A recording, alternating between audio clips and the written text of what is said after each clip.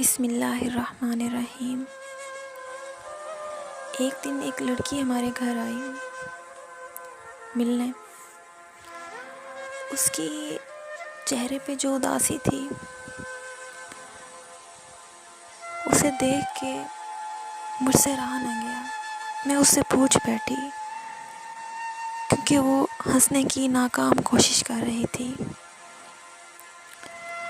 میں نے اس سے کہا، کیوں روتی ہو اتنا؟ اس نے اپنی پلکیں نیچے گرا لی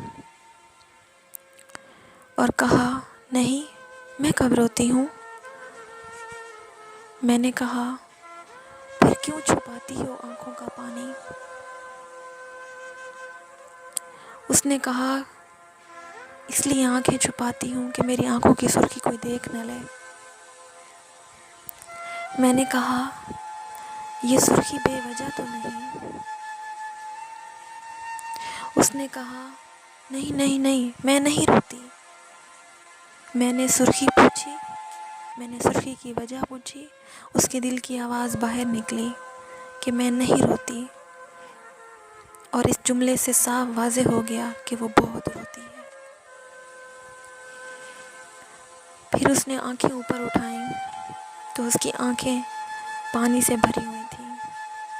میں نے کہا، پھر یہ آنکھوں میں آتا پانی؟ اس نے کہا، یہ تو بے وجہ بھیگ جاتی ہیں۔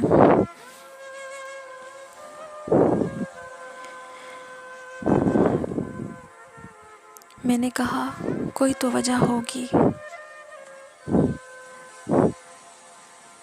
پھر اس نے اپنا درد یوں بیان کیا، جب دل کو کوئی بات چبھے، جب یاد کوئی بے تحاشا آئے، جب دل کو کوئی بات چبھے، جب یاد کوئی بے تحاشا آئے، جب پاس کوئی اپنا نہ ہو، سامنے کوئی رستہ نہ ہو، جب پاس کوئی اپنا نہ ہو، جب سامنے کوئی رستہ نہ ہو، جب بے بسی کا رقص ہو، جب زخمی پیروں سے چلنا پڑے، جب بے بسی کا رقص ہو، جب زخمی پیروں سے چلنا پڑے، جب مر جانے کا مقام ہو، تب آنکھیں بھیگ جاتی ہیں، جب مر جانے کا مقام ہو، تب آنکھیں بھیگ جاتی ہیں۔ میں نے اس سے کہا، اتنا درد، کیا رونے کو دل نہیں کرتا؟ اس کی آنکھوں سے آنسوں کی لڑیاں جاری تھیں۔ اس نے کہا، میرا دل کرتا ہے میں اتنا روں کہ زمین سے عرش تک میری آہوں کی سسکیوں کی آوازیں آئیں، عرش والے کو پتہ چلے میں کتنی تکلیف میں ہوں، اور فرش والوں کو میں دکھاؤں اپنا درد، میں چیخ کے دکھاؤں، میں اپنی آہوں سے دکھاؤں، میں ان کو رو کے دکھاؤں کہ میں کتنی تکلیف میں ہوں۔ لیکن وہ دل جس سے ڈھل جائے، وہ جس سے دل اور دماغ کی نسیں پھٹ جائیں، میرا دل چاہتا ہے میں اتنا روں۔ ہاں، میں ایسے رونا چاہتی ہوں، لیکن میں روتی نہیں ہوں، بس آنکھیں بھیگ جاتی ہیں۔ میں تھک گئی ہوں، وہ بتانے لگی مجھے، میں تھک گئی ہوں اس کا انتظار کرتے کرتے۔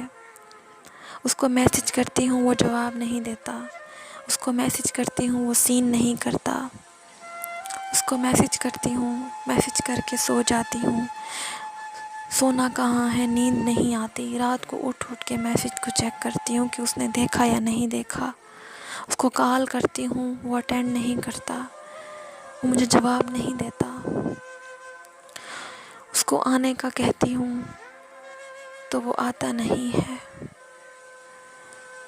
پتہ ہے میں کتنی تکلیف میں ہوں؟ وہ میری اذیت کیوں نہیں دیکھ رہا؟